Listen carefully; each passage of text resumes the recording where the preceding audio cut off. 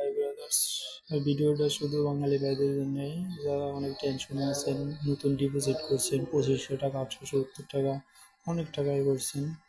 তারা তা করে অ্যাকাউন্টে দেওয়া দিয়েছে ব্যালেন্স জিরো।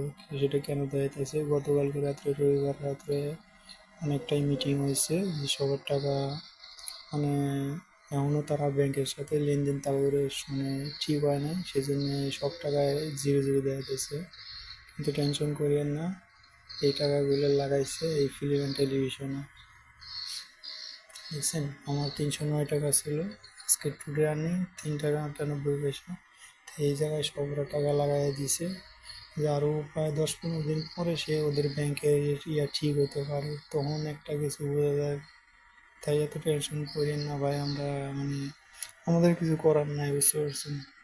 যাই হোক, আপনার একটু ধৈর্য ধরেন, দেখেন কী হয়।